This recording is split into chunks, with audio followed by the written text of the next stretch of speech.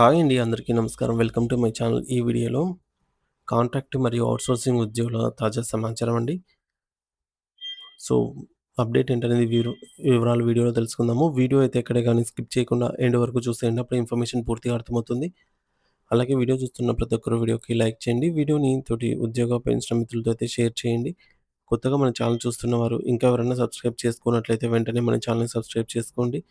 So, దీని ద్వారా నేను చేసే లేటెస్ట్ వీడియోస్ అన్నీ మీ వరకు రీచ్ అవుతాయి. ఇక ఆలస్యం చేయకుండా వివరాల్లోకైతే వెళ్ళిపోదాము. ఆంధ్రప్రదేశ్ రాష్ట్రంలోని వివిధ ప్రభుత్వ శాఖల్లో పనిచేస్తున్నటువంటి కాంట్రాక్ట్ ఉద్యోగులందరికీ ఒక ముఖ్యమైన గమనిక, మీ జీతభత్యాల ప్రక్రియను మరింత వేగవంతం చేయడానికి మరియు పారదర్శకతను పెంచడానికి ప్రభుత్వం నిధి సీఎఫ్ఎంఎస్ పోర్టల్‌లో కొత్తగా హెచ్ఆర్ఎం వర్క్ ఫ్లో విధానాన్ని ప్రవేశపెట్టింది. ఈ నూతన వ్యవస్థ ద్వారా కాంట్రాక్ట్ ఉద్యోగుల పేరోల్ ప్రక్రియ మొత్తం 4 కీలకమైన స్థాయిలలో నిర్వహించబడుతుంది. దీనివల్ల ప్రతి ఉద్యోగి వివరాలు అత్యంత భద్రంగా మరియు ఖచ్చితంగా నమోదు చేయబడతాయి. మొదటి దశలో స్టేజ్ 1లో అనేది అత్యున్నత స్థాయి. అంటే దీనిని హెడ్ ఆఫ్ డిపార్ట్‌మెంట్, హెచ్ఓడి లేదా సచివాలయ స్థాయి అధికారులు నిర్వహిస్తారు. ఇక్కడ అధికారులు సీఎఫ్ఎంఎస్ పోర్టల్‌లో ప్రత్యేకంగా కాంట్రాక్ట్ ఉద్యోగుల కోసం కేటాయించిన 1049 అనే ప్రాసెస్ కోడ్‌ను ఉపయోగిస్తారు. ఈ దశలో మేకర్, చెక్కర్, సబ్మిటర్ అనే ముగ్గురు అధికారుల బృందం బాధ్యత వహిస్తుంది. అంటే ఒకరు సమాచారాన్ని పొందుపరిస్తే మరొకరు దాన్ని తనిఖీ చేస్తారు. మరియు మూడవ అధికారి దాన్ని ఆమోదించి ముందుకు పంపిస్తారు. ఈ ప్రక్రియలో భాగంగానే ప్రతి శాఖలోని కాంట్రాక్ట్ పోస్టులను సిస్టమ్‌లో సృష్టించి ఆయా పోస్టులను సంబంధిత drawing and disbursing officer DDO లేదా యూనిట్ కార్యాలయాలకు ఆన్‌లైన్ ద్వారా మ్యాపింగ్ చేస్తారు. ఇలా మ్యాపింగ్ చేయబడిన వివరాలు ఆ తర్వాత నేరుగా జిల్లా ఖజానా కార్యాలయానికి ట్రెజరీ లేదా పీఏఓకు చేరుతాయి.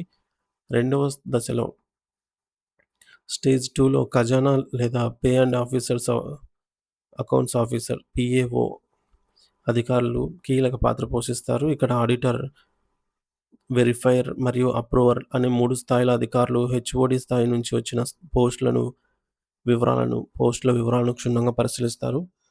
ప్రభుత్వం మంజూరు చేసిన ఉత్తర్వుల జీవోస్ ప్రకారంగా పోస్టుల సంఖ్య సరిగ్గా ఉందా, నిబంధనల ప్రకారంగా అన్నీ సక్రమంగా ఉన్నాయా అని ధృవీకరించిన తర్వాతే సిస్టమ్‌లో ఆ పోస్టులను పక్కాగా నమోదు చేస్తారు.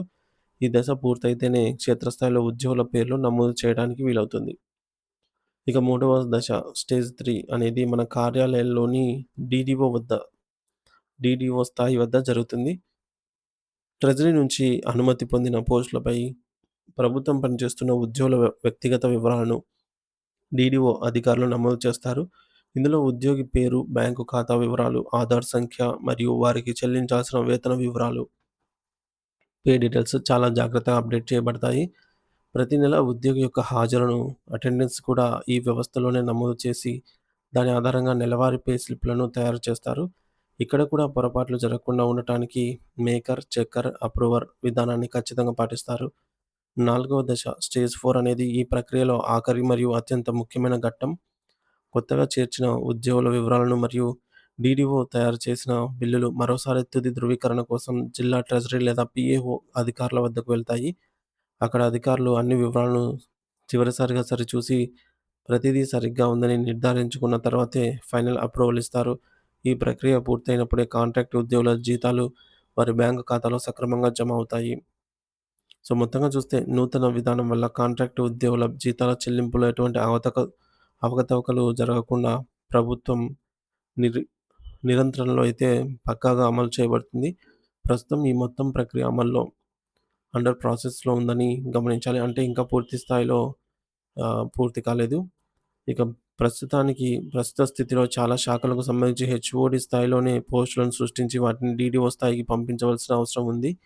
కాబట్టి మీ జీతాల ప్రక్రియను వేగవంతం చేయడానికి సంబంధిత హెడ్ ఆఫ్ డిపార్ట్‌మెంట్, హెచ్ఓడి అధికారులను సంప్రదించి తదుపరి చర్యలు తీసుకోవాలని కోరడం మంచిది. అలాగే నిధి పోర్టల్‌లో కాంట్రాక్ట్ ఉద్యోగుల వర్క్ ఫ్లో గురించి వస్తున్నటువంటి తాజా అప్డేట్స్‌ను మీ డీడీఓ స్థాయిలో కూడా అడిగి తెలుసుకోవడం ఉత్తమం. ఈ మార్పులన్నీ భవిష్యత్తులో మీ వేతనాలు ప్రతి నెల సకాలంలో అందటానికి ఎంతగానో దోహదపడతాయి.